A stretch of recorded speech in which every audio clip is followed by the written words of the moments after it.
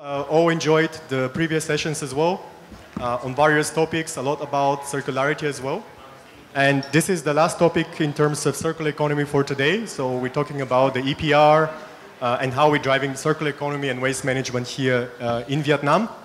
I'm very happy to have all those very experienced panelists here with me today. And with this, we are trying to shed some light more on the topic of EPR, recycling, waste management, decarbonization as well. Plus, we're also having UNDP here with us to share their view and also recommendations to the government as well. So without further ado, I would start with introducing our distinguished guest. I will start actually with Professor Tu. She is the Director of Science and Technology Department of Vietnam National University of Hanoi. And I would ask you for applause, please. Thank you. Then I have Ms. Morgane Riviol. She is a Climate Change and Circular Economy Officer at UNDP. Here with us also we have Mr. Hoang Duc Vuong. He is President, Recycled Plastics Branch and VPA. I also have Ms. Leti Mi from Heineken. She is actually responsible of the topic sustainability. And last but not least, I have Mr. Tam Nguyen. He is a Director, ELO Operations at Government Affairs at Adidas. So the idea today is that we try also to bring a little bit about the industry into the topic of recyclability. Of course, talking about the policy, the framework, but also trying to understand from the industry where actually do we stand on this particular topic. So without further ado, I would like to set the stage and ask Mr. Vuong, with his expertise, how do you see in general the current stage of development of Vietnam's plastic recycling value chain? Where do you think Vietnam currently is, and what do you think should be the next phase coming?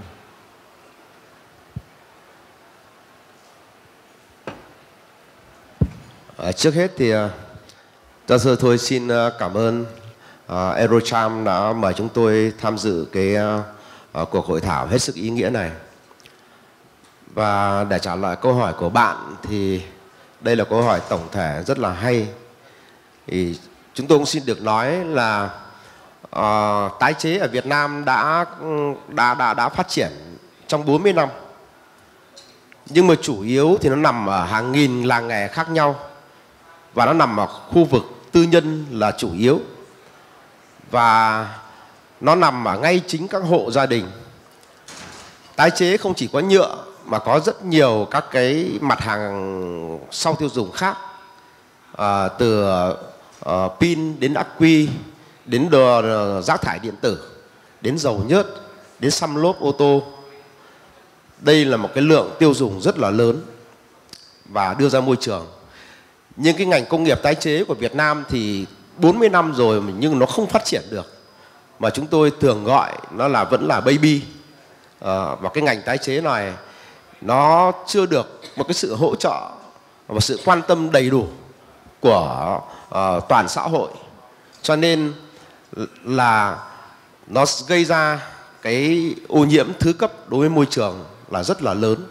Và đến thời điểm này thì phải nói là chính phủ cũng như là tất cả các bên toàn xã hội cũng đã nhìn nhận khác về cái việc thu gom và tái chế những cái rác thải sau tiêu dùng và đã có những chính sách rất là đổi mới.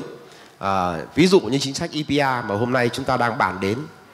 Và chúng tôi thấy rằng đối với chính sách EPR này mở rộng trách nhiệm nhà sản xuất, nó sẽ bắt đầu khởi đầu để phát triển cho ngành công nghiệp tái chế ở Việt Nam.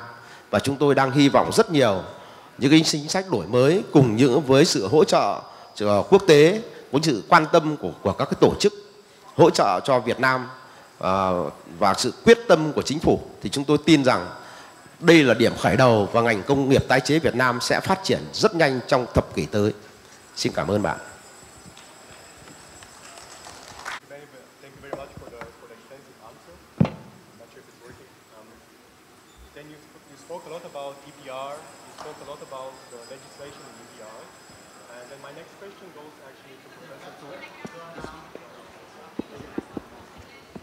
Sorry, okay, no, much better.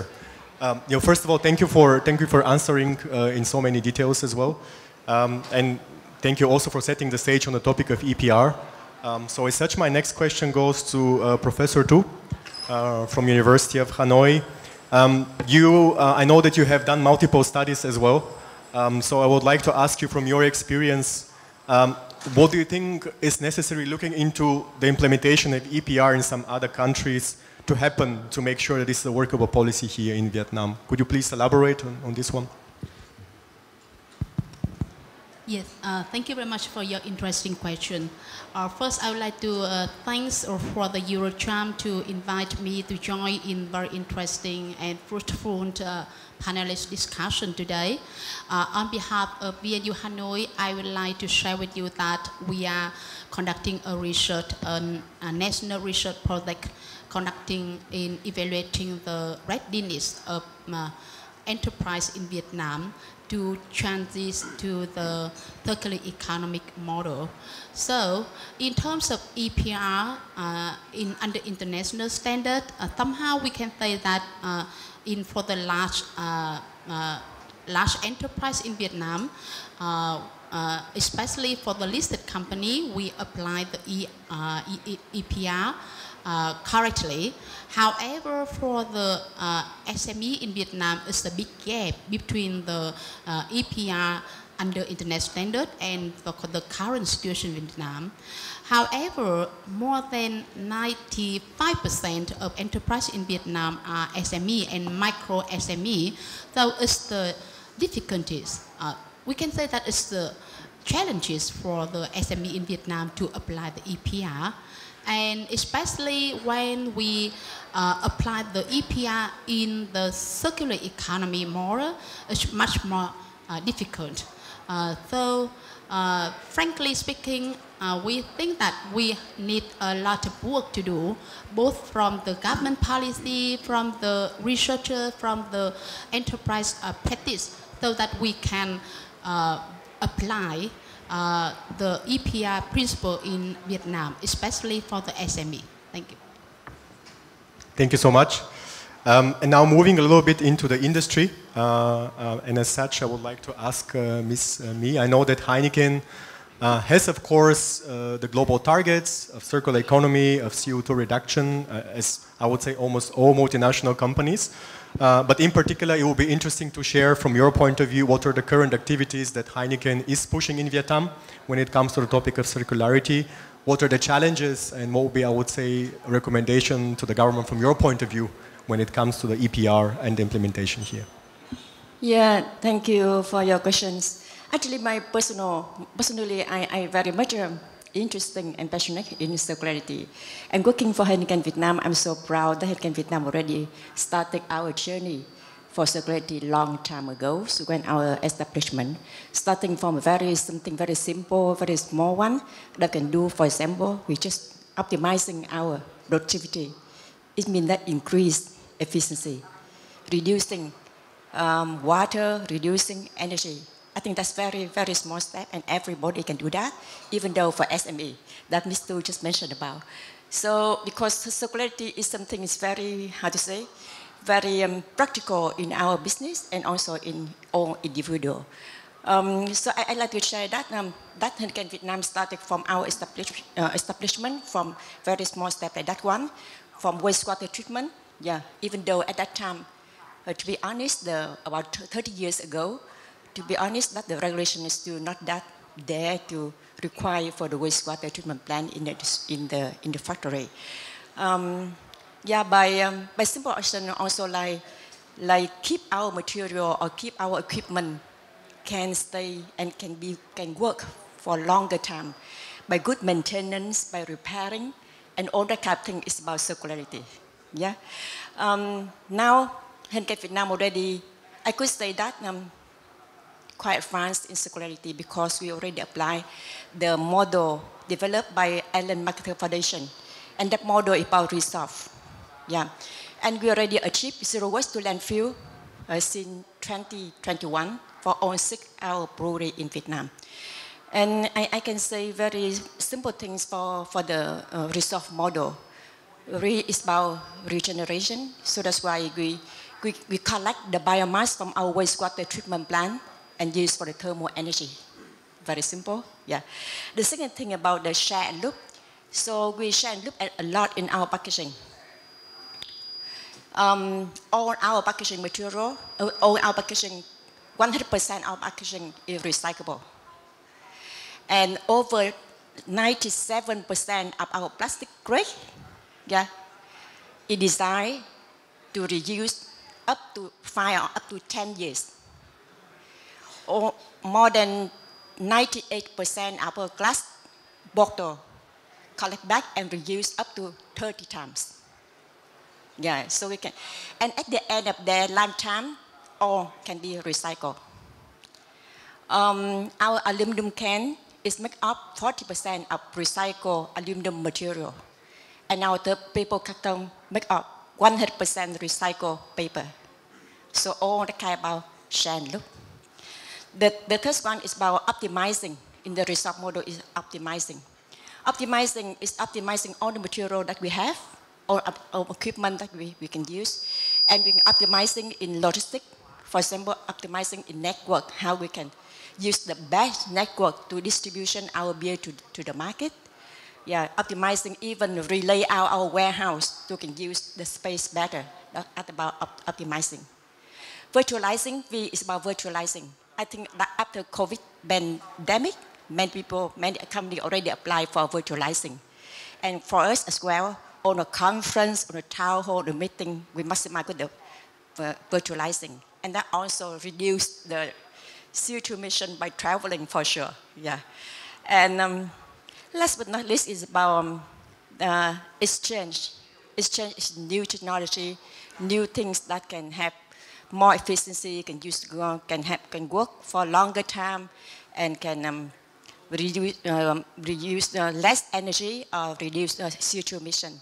So that's why in our fridge that we cool our beer in the outlet, we use the green fridge. For example, at our warehouse, we can use the electric forklift. So all that about exchange. I think that you can see more here. I can say a lot of story there. But one thing, sorry. I think one thing is that sometimes we see circularity is something very hard to do. But circularity actually is also about innovation, about how we design our product, our things from the very beginning, that you can use less material or can use longer time. One thing that I very love about innovation in our packaging is about the paper carton. We are the first one to use the T-flute design in our paper carton. What is the T-flute design? It's about the inner layer, the middle layer. We use the T-flute design, so that's what can keep our carton still very strong to deliver the canned beer to our consumer. But you can use less material for this one. And also for the can, aluminum can, we maximum optimizing from designing about the thickness of the can and the lid. So that's why you can reduce the material that we use.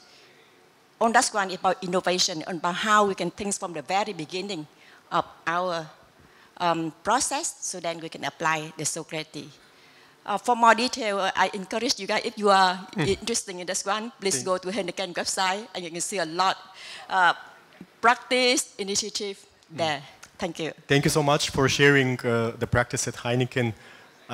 However, if you had a wish or a single recommendation to make to the government on what can we do to improve, what would be the wish or the recommendation from your point of view then? It could be only with one word as well, you don't need to then go in. Yeah, if talking about the challenge of circularity, recently we see a lot movement to work the circularity from all perspectives and also from all stakeholders, I could say. From government side, we see more and more regulation relating to circularity, like the Environmental Protection Law 2020, like a decision 687 relating to circularity. Yeah, so we see more from the government side. From the financial side, I think we can see a lot of green finance, green fund for the financial factor. From the business, we see more commitment, more ambition, and more action as well. Yeah, from the business to work the circularity. Yeah. From consumer even, especially for the young consumer, you see they have a trend and movement to the green light, to the circularity. So you see the good, very good progress and very good movement toward the circularity. Yes, but still challenge. Yeah, awareness. We all know that circularity topic, sustainability topic, even net zero topic is still very new, not only for Vietnam, but for the whole world. And that's still the how to say, the learning journey for all of us. Yeah, so that's why somehow, like Ms. Tu already shared, the awareness still that, to be honest, relatively low, especially in the SME. Yeah, they think security is something that only the big guy can do, but like I share, it's not that one. Yeah. The second thing is about the capability. I would say that even for in Vietnam, we face good fighting the people, the expertise working in that field. Yeah, because more people for circularity, that's when you can apply more things. That's one. And the last thing, I think still the gap for action. The gap for action is what? We know about circularity, but somehow the habit, the way we are working in, also the convenience. So that's why we cannot move forward to circularity. That's the first thing. The second thing is about the marketplace and availability. For example, Mr. Vương already mentioned, in Vietnam, it's about formal, informal recycling industry. And even 40 years already, we still say we are a baby.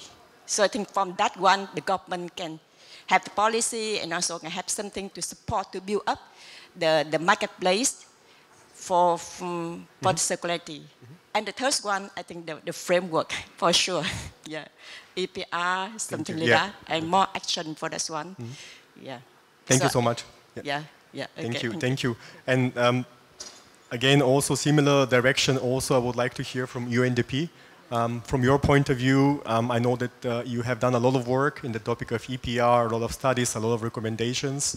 So we're very interested to actually learn from UNDP point of view, how do you see the current stage of EPR, the implementation, and then looking forward in the future, what will the recommendation that you will be giving? Thank you very much. Yes, good morning, and thank you for inviting UNDP to this conference. So indeed, UNDP has been working with the government of Vietnam and especially with the Ministry of Environment and with MOIT on the formulation of a circular economy framework, from the law on environmental protection, the Decree 8, and now the National Action Plan on Circular Economy, which actually will be launched in 2 weeks on the 16th of November in this same place, National Forum on Circular Economy, and I hope many of you will be able to attend. We set up the Circular Economy, Vietnam Circular Economy Forum, Circular Economy Hub, which was mentioned as like a private-public partnership. It's a website, it's a platform, and I really encourage you to take a look. So the Vietnam Circular Economy Hub, Vietnamese and English, and we really set this up to help businesses, but also academia, government at the national and provincial level, to understand the circular economy framework, which is evolving really fast, and it's actually quite complex. And same with the EPR. So in terms of recommendation, maybe just, I mean, there is a lot, but maybe 3 main points. The first one is we really encourage the establishment of material recovery facility. We hear from the private sector, Heineken, Adidas, but also SMEs, that even if they want to access recyclable material, they often struggle to find the necessary supply. This means that they are importing, in Vietnam we're still importing a lot of scrap. So with the establishment of material recovery facility in many different provinces in Vietnam, that will allow for the connection, the collection, segregation, cleaning of waste, which then can be purchased by the private sector. So we're setting up one pilot project in Quy Nhơn, in the province of Binh Dinh, and we know that other partners are also setting up this material recovery facility. So this is one really important point. The second one is on the inclusion of the informal sector that was mentioned by Mr. Vuong from VietCycle, of course. In particular, the Vietnam Environmental Protection Fund, which is the fund that will be set up and that will be disbursing the resources, financial resources that will come from the private sector when the EPR starts on the 1st of January 2024. So currently the informal sector has no mean to access these financial resources. So we're really working and trying to understand, because it depends in Ho Chi Minh City or in Hanoi, the informal sector has a very different categorization, takes a very different shape, is accepted really differently from the provincial government. So we're really trying to think how we can ensure that the informal sector will benefit from this financial fund. Is it through the PPC? Is it through the Women's Union? Is it through local NGOs? So this is really an important aspect. And the third one, which we are really trying to advocate for, is for the government to regulate the rate of use of recycled material and progressively to set up a mandatory target when it comes to the use of recycled material in product, because we strongly believe that this will have a pull effect and this will really help to increase the collection rate. Thank you. Thank you so much. And the next question goes back to Mr. Vững. We talked a lot about the EPR, the regulations, of course the legislation sets all the framework, the compliance there as well. But somehow sometimes we do miss that when we talk about circularity, in fact there's a lot of opportunities there, right? So creating new jobs, creating more value or high value jobs as well for Vietnam. So from your point of view, what do you think are actually the opportunities for Vietnam embracing the topic of circularity?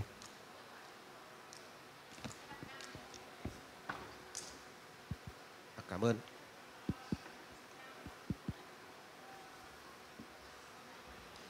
I think they're running out of battery of the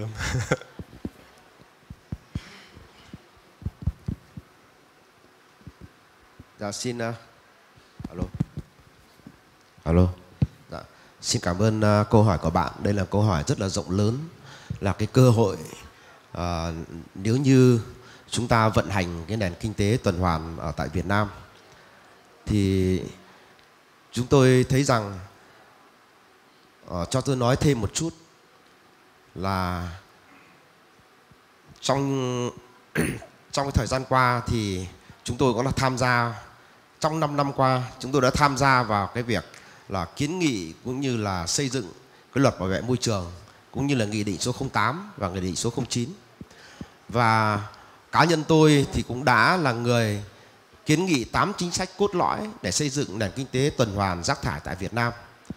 Và 8 chính sách này cũng đã được chính phủ tiếp thu 4 chính sách, trong đó có chính sách EPR và chính sách phân loại rác tại nguồn, cũng như là xây dựng sàn giao dịch carbon. Thì ở đây chúng tôi muốn nói là điều hết sức quan trọng đó là chính sách, chứ không phải là tài chính, chứ không phải là công nghệ. Nếu có chính sách tốt thì ngành công nghiệp tái chế của Việt Nam có thể tự tìm được tài chính, tự tìm được công nghệ để phát triển.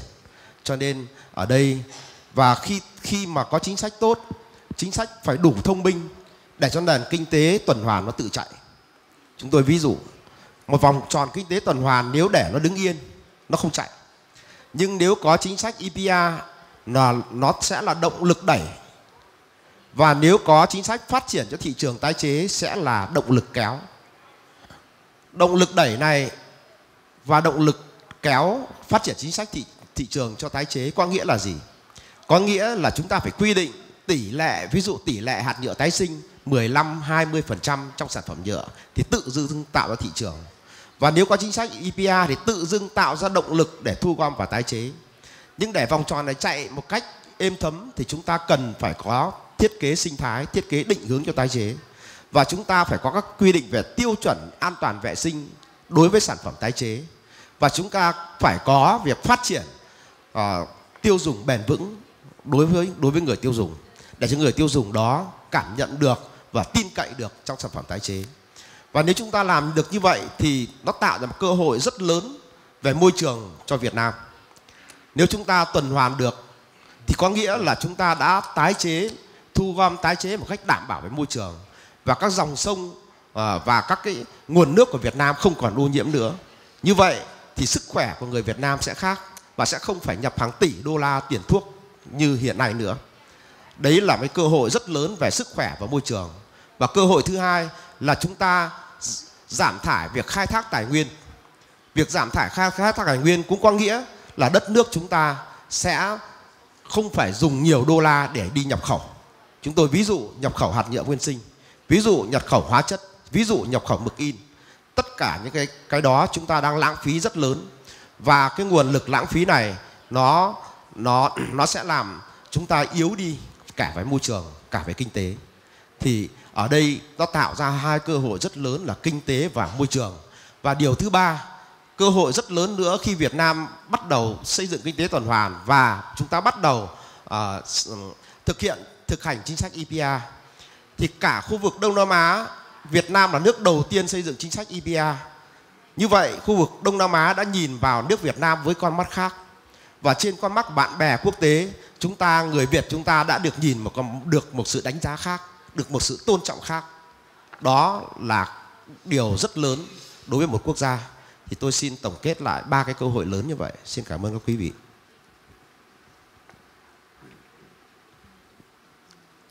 Okay, thank you so much. And I see that also Professor Tu would like to add a bit on this one as well. So please. Yeah, thank you. I would like to add some more information from the, Mr. Hoàng Đức Vương sharing. From our research to invest nearly 300 Vietnamese enterprise about the readiness to move to the CBM, circular business model. And I do agree with you that the finance aspect is not the most important. Though from our survey, the most important, the most difficulty is that the awareness of the enterprise, especially with the leaders of the manager of Vietnamese enterprise. Because in the short term, it is difficult that they found that high risk when they invest in the CBM model, when they transition from the linear business model to CBM model. But in the long term, besides the benefit to the environment and societal issue, in the long term, the risk of return is lower than the linear business model. So the key point is that how we educate the manager and leaders of Vietnamese enterprise about the benefit of the EPR and about the CBM. So and besides, I do agree with you that not from the production side, we also educate from the consumption side. It's the behavior of green consumption. And at Vietnam National University Hanoi, we are launching a strategy to change the consumption of all the students within VNU Hanoi move to the green consumption. And we apply we train, we educate for the student to categorize the waste in their campus, and then we can collect this waste and to put into the recycle, and it will help that the student not only educate in the course in the class, but they can apply in their consumption behavior. So thank you. Thank you so much for the elaboration there. Moving to Adidas, also another multinational company, and I would like to take us a little bit one step above the topic of decarbonization. We know that Adidas is also putting a lot of efforts in the topic of decarbonization, which includes also circular economy. So could you please share with us all the activities, initiatives that you are pushing, and then again, what type of challenges you also see when it comes to implementing those here in Vietnam? Thank you. Thank everyone. It's working now. Thank you. Good morning, everyone. Thank you for having me here today to share what Adidas doing in terms of supporting or addressing the attendance producer responsibility. Adidas is one of the change leader in the sustainability effort for the last more than 20 years. We are one of the founders of those changing games initiative like Better Cotton, like Leather Working Group, like Fair Labor Association, and we are the first company that have the sustainability report in the world. We published that out, and actually our purpose is through sport we have power to change lives.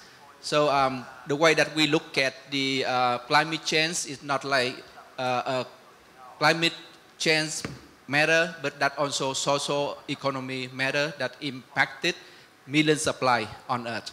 So it's very much aligned with our company purpose, and we actually doing a lot of things surrounding that sustainable economy, and from the attended producer responsibility perspective, actually we focusing on decarbonization in our scope 1, scope 2, meaning that in our own operation.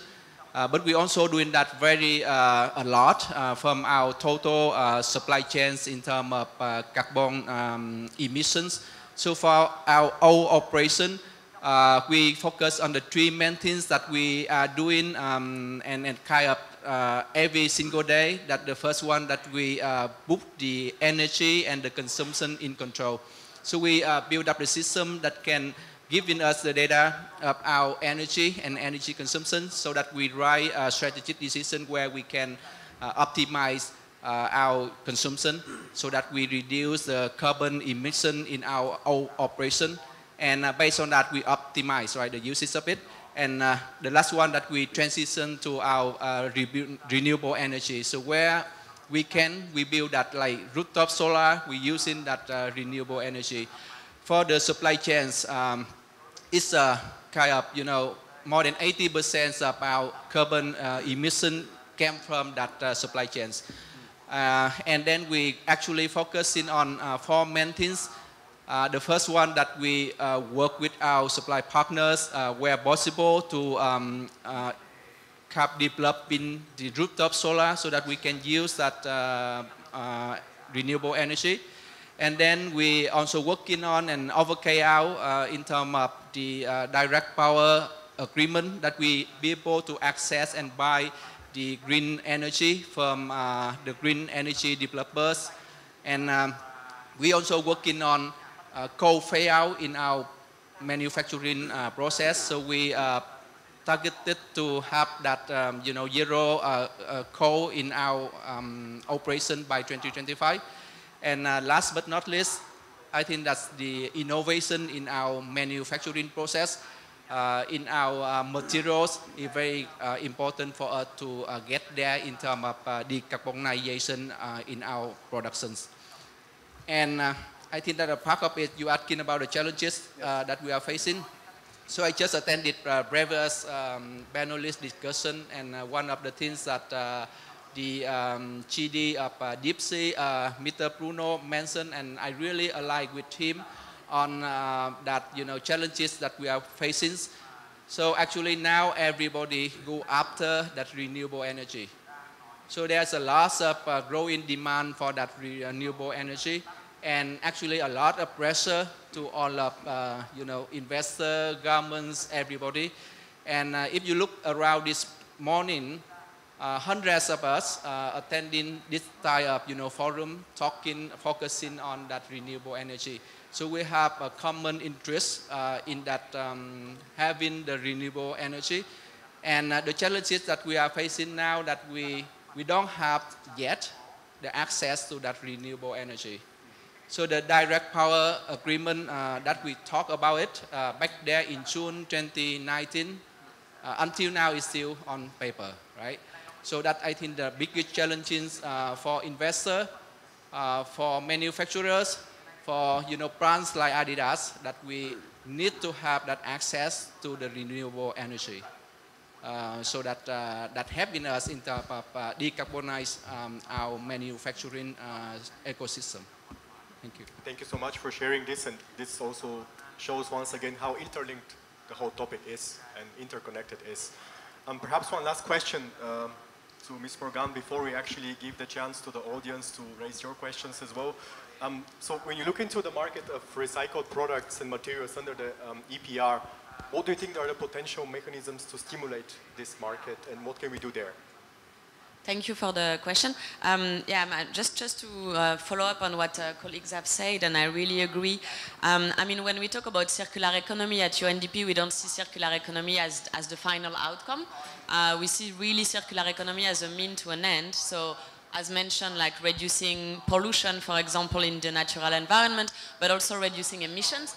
So when we talk about circular economy, we think about emission, as you mentioned. As you know, Vietnam will be submitted the next round of the NDC, Nationally Determined Contribution, in 2025. So when we think about circularity, we think about circular economy in the waste management, industrial process, agriculture, what can circular practices bring in order to reduce GHG emission. So within that, EPR is one tool. And within that, I wanted to mention when we talk about the market for recyclable product, as you know, currently in terms of waste management in Vietnam, the favorite option is still incineration. We're also in a high growth, high consumption country, so it means more and more product. So what should we do? It's really stimulating the market for recycled material. And with that, UNDP, with funding from GIZ and in partnership with GIZ, just launched a pilot initiative to set up an online marketplace to trade secondary material.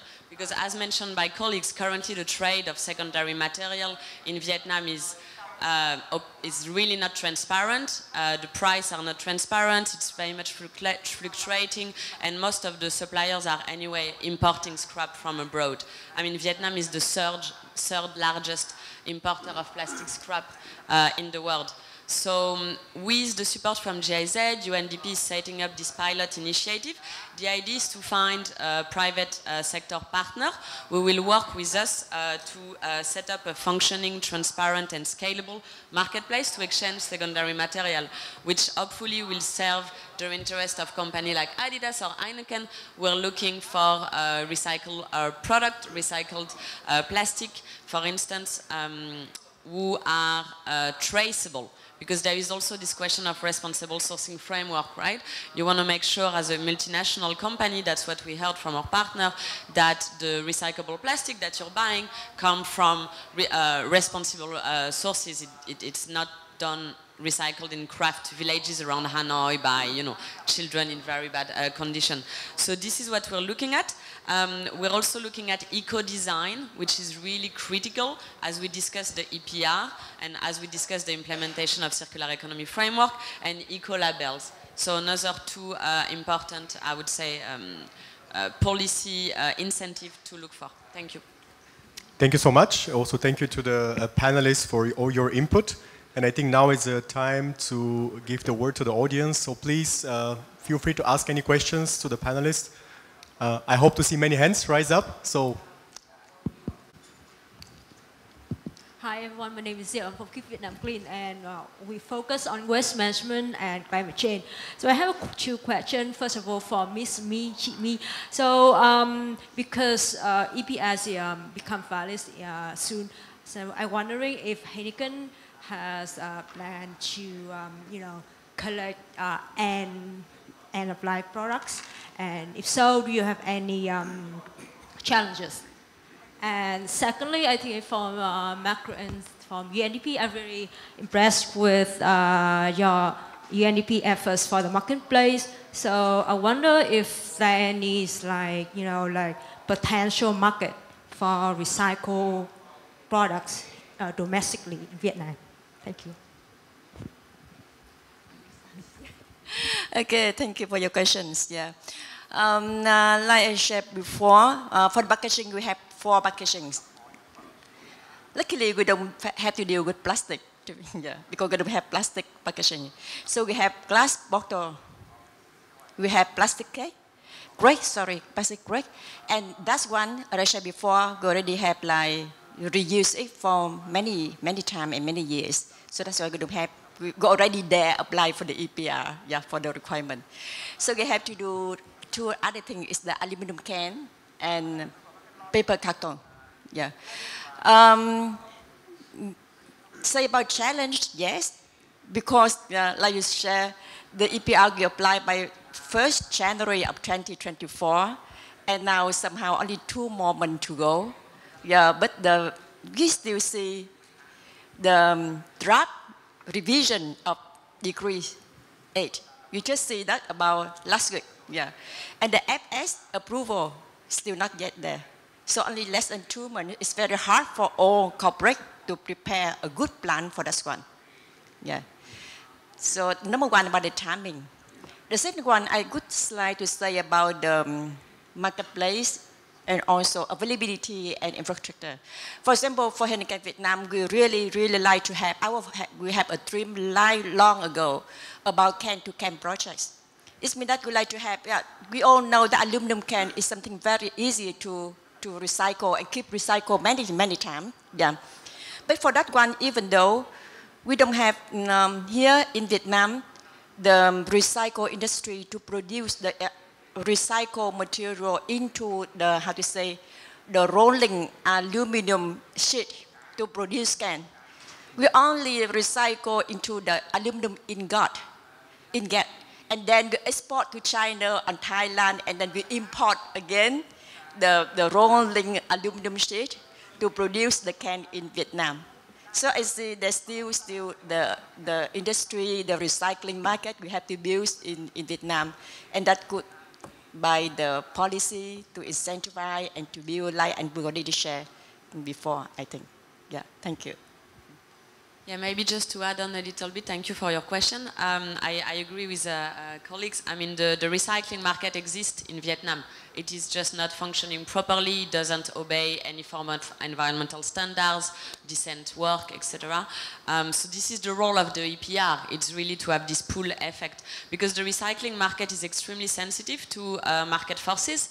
So if you increase the price of recyclable product, automatically the collection will increase, and will that also the quality will increase. Same with the notion of eco-design and eco-label, because that will also increase the prices. I think there is maybe something that we haven't mentioned, which is critical. It's the topic of waste segregation at source. There will be no functioning market for secondary material as long as the waste segregation at source is not enforced correctly. So this is mentioned in the law on environmental protection, this is mentioned in the decree, and each PPC now really has to start enforcing the waste segregation at source. So I think this is really one of the cornerstones of a functioning market for secondary material in Vietnam. Thank you. Thank you. I hope this answered your question. I see there is one more hand rising, so please go ahead. Hi. Good morning. My name is Patricia. And I have a comment for Mr. Vuong and Ms. Tu. I guess I agree it's not about financing and disposable finance to make sure that things move. Also education, of course. But it seems to me that there is a lack of enforcement, that we do have legislation and there are policies. There is no enforcement. Sorry, I cannot read your name. Rachel? Sorry? Margaret. Yes? Morgan. Not Rachel. Sorry, you just mentioned, right? Enforcing segregation of garbage. So legislation is out there. There is no enforcement. I guess that's what we're missing. And I have a question for Ms. Mi. You just mentioned about how the amount of work you guys are doing and how you don't deal with plastic. It just calls my attention. How many employees do you have in your plant? How many people? For direct one, we have. Sorry, I like to mention the first question about the employee. We have more than 3,500 employees. I talk about we don't have to do plastic for the EPR packaging. I mean for the reason because we don't have any packaging in plastic. Yeah. So it's very different for the one that the plastic issues that we have all human beings we have to deal with this one. So I like to separate this one. Thank you. I just would be interested in hearing how is Heineken dealing, for example, with food waste, considering you have 3,500 employees that go to work every day in and out. What do you do with the food waste? Thank you. For the food,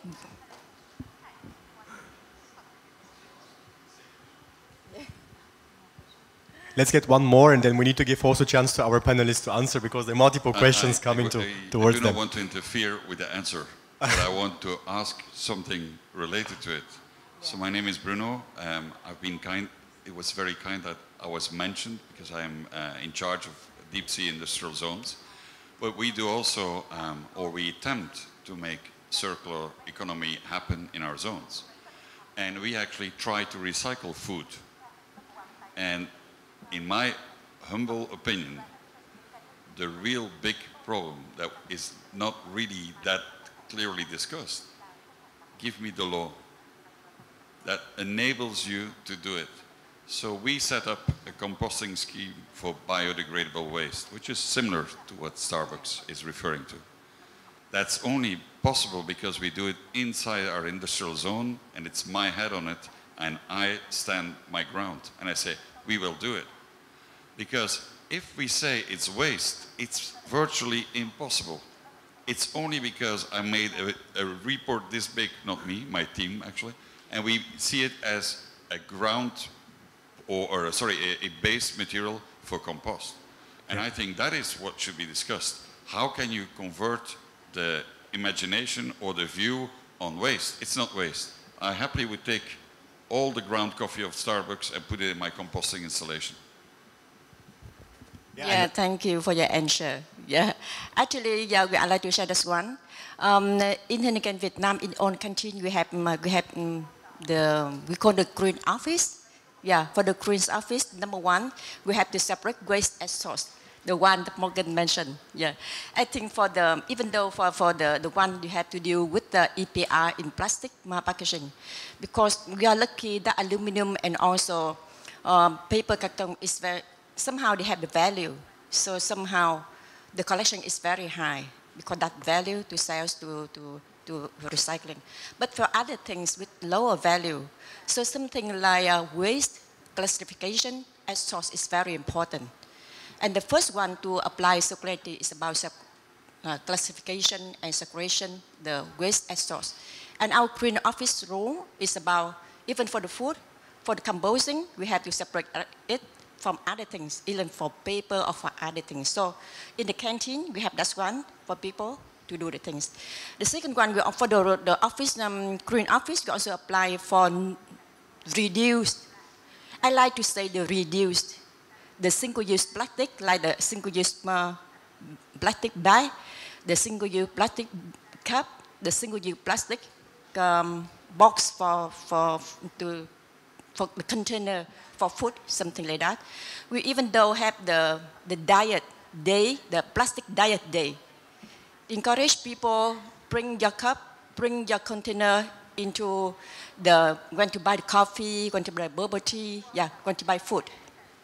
And that's way we remind people to create another habit. I shared before, the young people, the young consumer, they very much like to have the green life. But the habit and the convenience still there. How many people bring your own shopping bag into the supermarket? Yeah, thank you. And even how many people like to bring your own cup to the coffee? Yeah. I love the hand raised, that's one.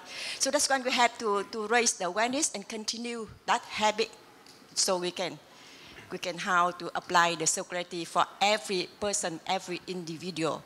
For my, I very much passionate for circularity, and I think that the way the nature, I mean the way of working of the nature to ensure that the healthy and the safe place in the earth for all people. Yeah, but we have to practice, we have awareness, but we have to practice, we have to action as well, and starting from very, very small things like that. Yeah. Thank you. I will now move to Mr. Vung and Professor Tu. There was the first part of the question. I would like to ask him to address that. Thank you.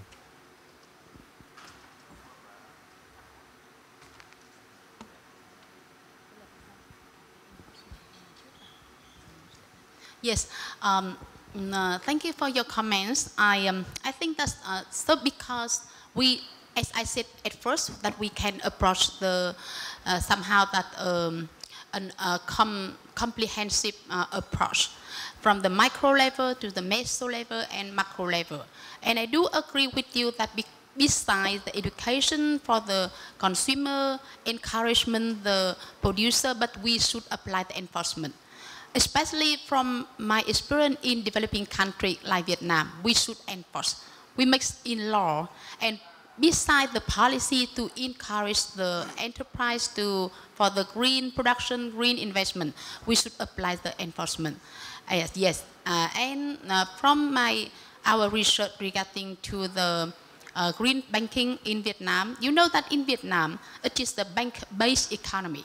That means that more than 70% of the capital to the investment, to the real production come from the bank system. So if the bank is the orientation of the moving from the greener economy structure. So Vietnam, State Bank of Vietnam also apply the green project to encourage the commercial bank in Vietnam to apply the green banking. However, up to now, since 5 years ago, up to now, under international standard, no Vietnamese commercial bank can apply the green banking because it's only the encouragement, not the enforcement. So I may share with you that we should apply the enforcement to apply the CBM in Vietnam. Thank you. Dạ, xin cảm ơn câu hỏi của bạn. Thật ra thì cái tác động của về giáo dục phát triển bền vững và cái ý thức của người tiêu dùng là nó rất là quan trọng. Ở đây tôi muốn nói thêm, cả thế giới đã dùng một nguồn lực khổng lồ để sản xuất và tiêu dùng. Và mỗi cá nhân thì đều có hai hành vi. Hành vi thứ nhất là hành vi tiêu dùng. Hành vi thứ hai là hành vi xả thải. Tiêu dùng và xả thải nó gần như là tương đương nhau. Nhưng chúng ta dùng một nguồn lực khổng lồ cho sản xuất tiêu dùng, nhưng mà chúng ta dùng một nguồn lực rất nhỏ bé cho việc xử lý các sản phẩm thải bỏ sau tiêu dùng. Ở đây trách nhiệm trước hết thuộc về mỗi người tiêu dùng. Chúng ta chưa nói đến các việc trách nhiệm của chính phủ và các cơ quan khác, mà trước hết là mỗi người tiêu dùng phải trách nhiệm được cái ý thức này của mình. Sau khi xả thải là gì? Sau khi xả thải ai là người xử lý, và tại sao ô nhiễm môi trường ở Việt Nam đến mức độ này thì cũng là trách nhiệm của cả mỗi cá nhân chúng ta. Và tôi muốn nói rằng chính người tiêu dùng mới là người dẫn dắt sản xuất, chứ không phải sản xuất dẫn dắt tiêu dùng. Bởi vì nếu người tiêu dùng họ có ý thức cao và họ muốn tiêu dùng bền vững, họ sẵn sàng sử dụng những sản phẩm tái chế, thì đương nhiên là các nhà sản xuất sẽ đi theo hướng đó. Và nếu người tiêu dùng phản đối những cái sản phẩm không phải là tái chế, hoặc là phản đối những cái sản phẩm không bền vững, thì chắc chắn sản xuất cũng đi theo hướng đó. Cho nên việc giáo dục tiêu dùng bền vững là hết sức quan trọng, đặc biệt là lớp trẻ, khi mà các cháu còn nhỏ đã được giáo dục rồi. Và hiện nay chúng tôi đang thấy rằng những lớp như Gen Z, Gen Y là họ đã được giáo dục tiêu dùng bền vững. Và cái lượng thông tin khổng lồ trên toàn cầu, với trend của thế giới đang tràn đến, và họ bắt đầu nghĩ đến việc tiêu dùng bền vững rồi. Cho nên chính những người trẻ sẽ là người dẫn dắt tiêu dùng, những người sẽ bảo chúng ta phải làm gì. Cho nên tôi nghĩ đây là một xu hướng rất tốt cho môi trường cũng như là phát triển bền vững, và là một xu hướng rất là mãnh liệt cho cái việc là phát triển kinh tế tuần hoàn trong những năm tới. Cảm ơn các quý vị ạ. Thank you both for the answers. I see another question there, so please go ahead. Yep. Hello, hi. I'm Huyên from Eco Vietnam. Actually, I'm curious when listening to Ms. Mi and also from Azidat about food waste, and Bruno from Deep Sea. Actually, about food waste. Actually, I'm the one who bring the solution to convert the food waste at Suoc to Vietnam, and we have the booth out there, the station, have with the machine that convert all the food waste to become fertilizer right at Suoc. And that is also that I'm curious how the companies define that zero waste to landfill when the facility they have, like Heineken, they have 3,500 workers working every day. And I think that Azidat also like have numbers of workers working in the facility every day. How you claim zero waste to landfill when you still have a lot of waste inside, like produced by your own employees every day? How you define that zero waste to landfill? Thank you. I like to say that number one, zero waste to landfill in our, firstly, we achieve that in our production. It means that all the byproduct and all the waste in our production can be recycled, reused, and to become another one. That's the number one. Yes, we also have the ambition to expand the circularity through the value chain. And we try to do this one because we know that if we do only in our operation, it's not still enough. Yeah. Like I shared before, for Heineken Vietnam, for the employee, we raise awareness about this one. We have the capability building, we have the awareness, and also we have the campaigns to change the habit of our employees as well. I shared already about the Green Office. And in Green Office, we have a very nice tagline that I like to share with you. Be a hero. Go plastic zero. So it's my, yeah, if you like to be a hero, please go plastic zero. And like me, everywhere I go, I bring this one. So never use the single-use plastics. Everywhere I go, I use the bottle, the things that I can have, my water and my things here. And that will be one, we call the Green Office that apply for all employees to do the things. And we also contract with the supplier to, for example, the food provided by our third party, by the canteen, yeah? And they also ensure that that one to go to the farm animal for the animal feeding. Yeah, that's the way we are doing. So we go further to our supply chain. We go further with our supplier.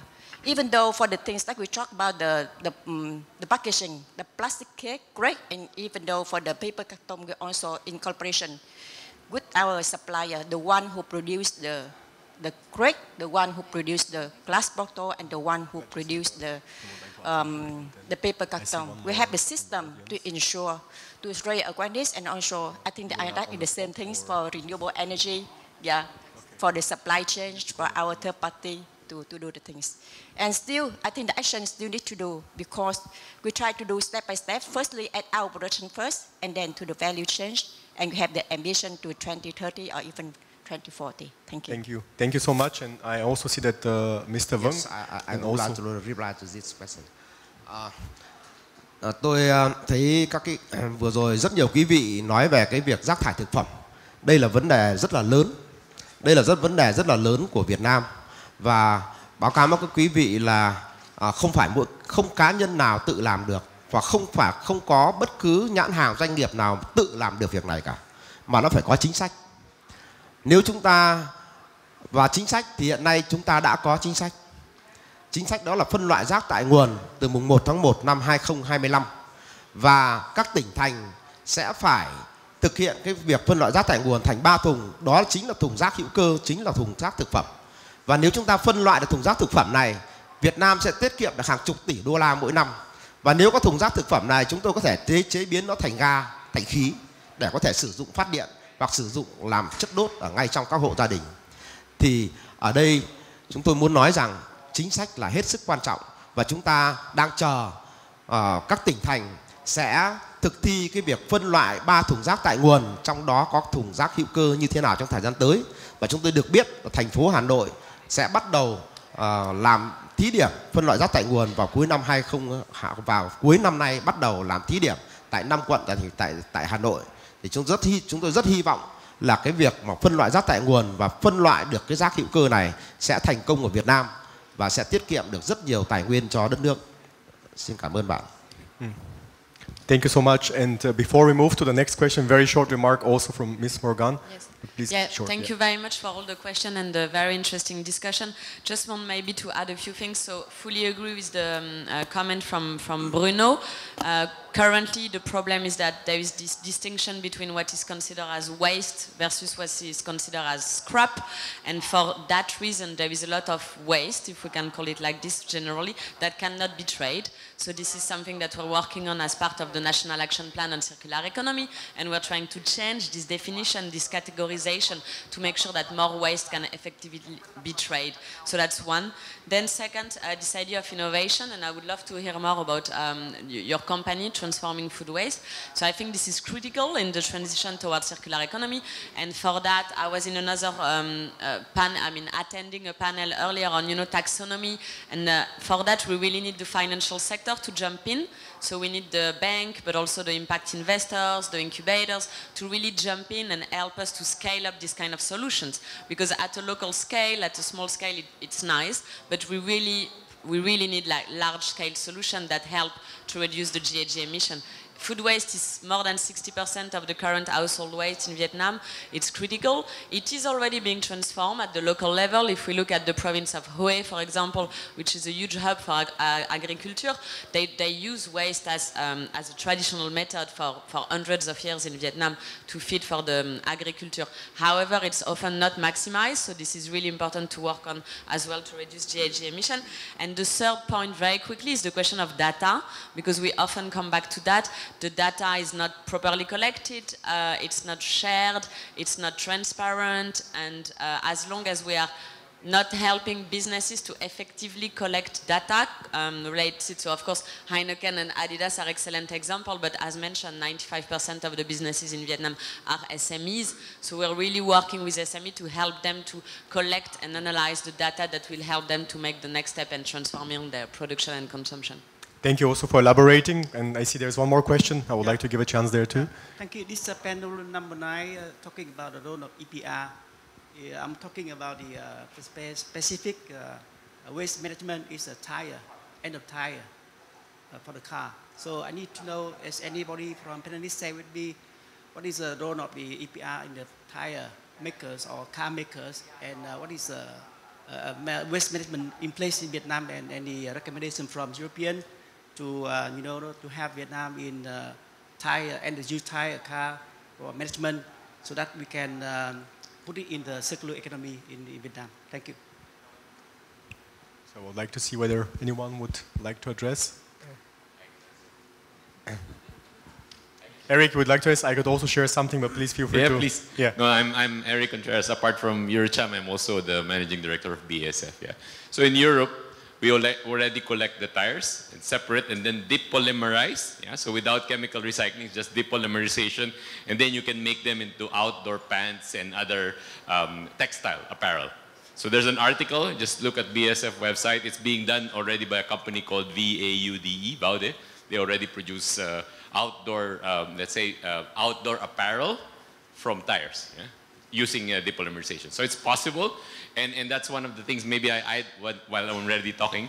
I think with UNDP and a lot of the companies, with regards to let's say the recyclable materials, yeah. So you have 3 routes, right? So those that are mechanically recyclable, the easier one, I think that's something that we can already address. I think Unilever, Heineken, Nestle, they're doing that already. There's also the biological route, yeah, which is biodegradation, which I think Bruno is already mentioning earlier. And I think the last part that is still not here is the chemical recycling. Yeah, that part is a solution also for tires, yeah. But these are for the hard to recycle plastics, yeah. So for those plastics that are difficult, for example, multi-layer, those that are very, very low value, very difficult to collect, then it has to go into chemical recycling. Yeah? However, if you want to go to chemical recycling, you have to have the facility. In fact, you have to have a naphtha cracker, yeah? Steam cracking technology. We are just starting up one in Long Son Petrochemical, yeah? Which is owned by CM Cement Group. And that's our hope, that at some point in time, we can do the chemical recycling in Vietnam to be able to address this hard to recycle plastic. But of course, they want to start up first and produce their polyolefins. But they already have the facility there. It's just a matter of convincing them and actually doing a collaboration to get that technology working, because it's already being done in Europe, it's being done already in China, that chemical recycling part. So I think that's a very, very good question and something that we can address, but it needs a bit more time. Yeah. Thank you. Thank you, Eric. And if I might just quickly elaborate on this one, because also my company is engaged in Europe in moving the tires. So Eric mentioned you can, depolymerize and then afterwards make another components. But also, if you further push with the chemical recycling, you could actually bring back some of those materials in the roads as part of the asphalt. So we do have actually multiple projects running in Europe of actually using the tires later on for the roads. So that's also possible, but exactly, I fully agree to you. For Vietnam, there is still some road ahead to come, and this also has to do a lot about the whole chemical and petrochemical industry here in the country as well. So I see another question.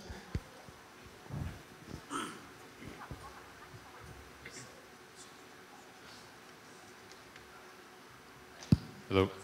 Okay, I'm Doug Snyder. I have two hats. One is co-director of Keep Vietnam Clean. So I have two questions. For my first question, I'm American. The only recycling initiative that's worked in the United States is deposit program. So bottle deposits, basically, which Morgane referenced in incentivizing by applying a monetary value to the recyclable materials. So I'm wondering, like for Adidas, would Adidas consider applying a deposit of some kind to shoes that could then be redeemed when the consumer returns those used products? My second question is I'm also the executive director of the Vietnam Green Building Council, and construction materials is not currently part, I believe, of the EPR regulations, but the construction industry consumes 50% of global resources and produces on average 40% of waste. So it's the largest sector for both of those. And I'm wondering, do you see any movement? We actually have a technical advisory committee internally on circularity, but I'm wondering if Morgane, if UNDP is looking at that at all. Thank you.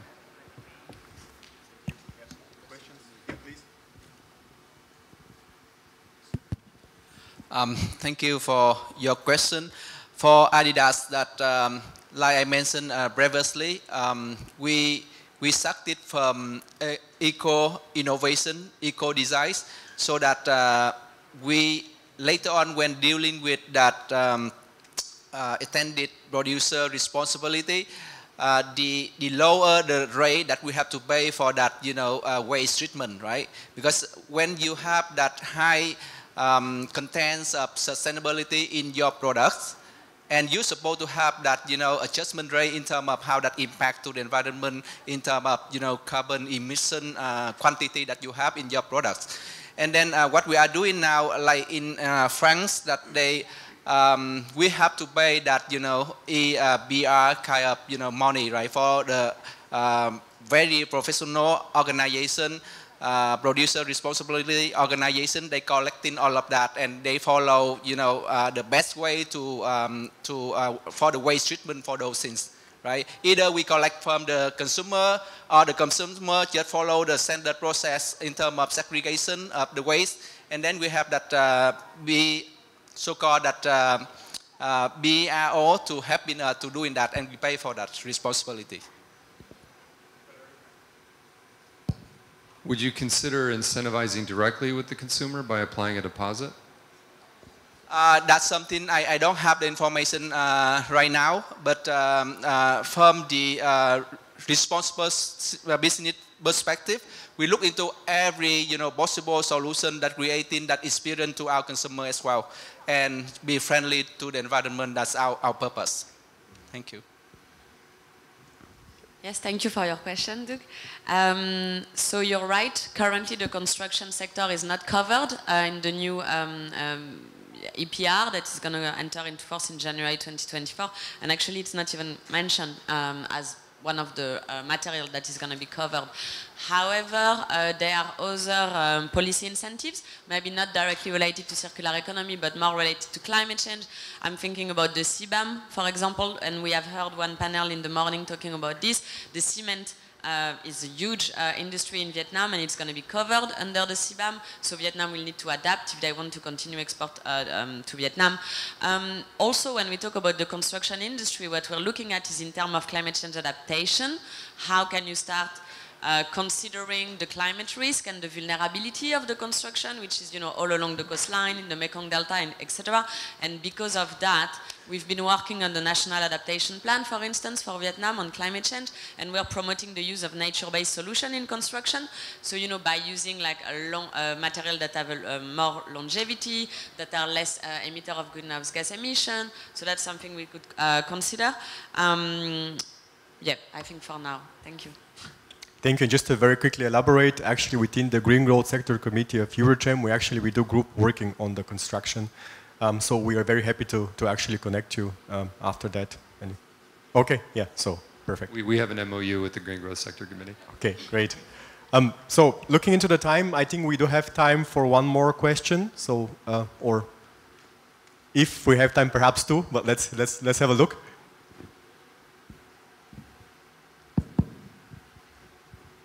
Dạ, tôi đến từ Hiệp hội Nhựa Việt Nam. Tôi là Mỹ đến từ Hiệp hội Nhựa Việt Nam.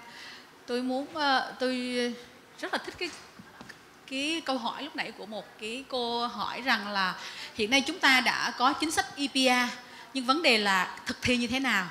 Tôi nghĩ cái việc thực thi nó rất là quan trọng, bởi vì là chính sách đã có nhưng mà chúng ta không biết sẽ phải thực thi như thế nào.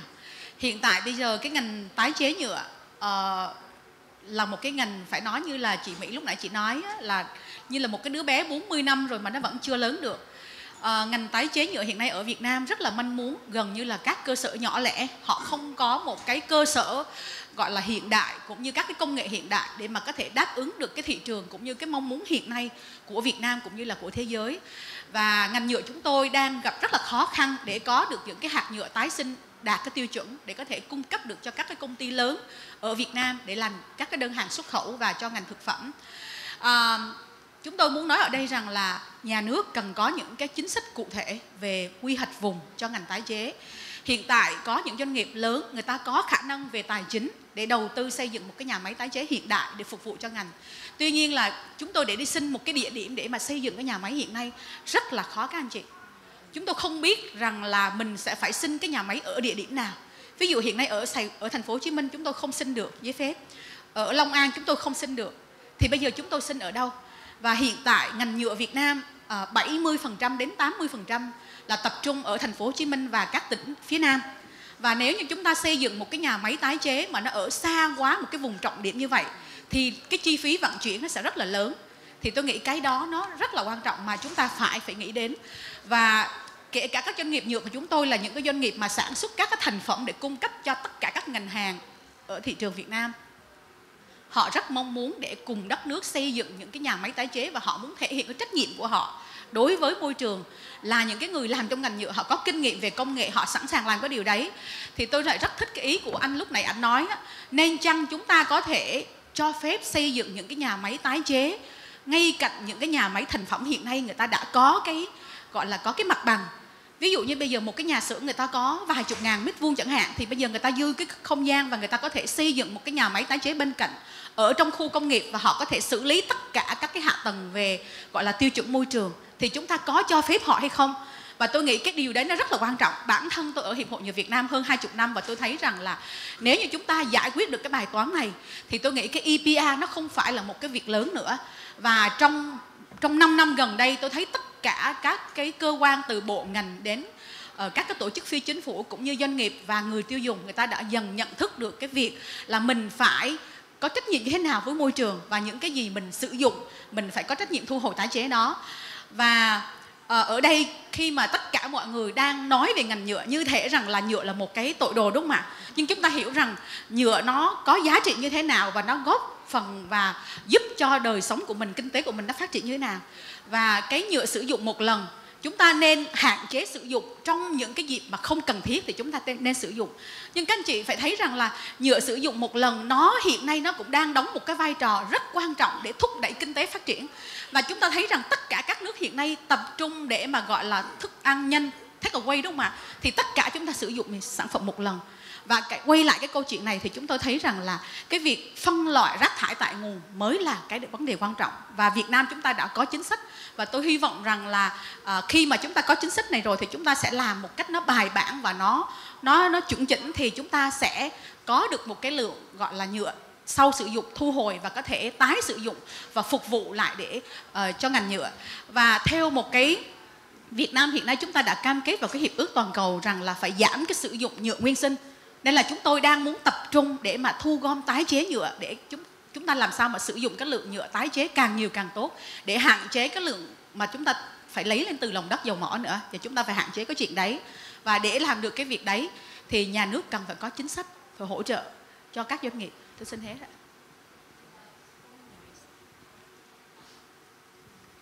Thank you for the remarks, and thank you also so much for elaborating on those topics.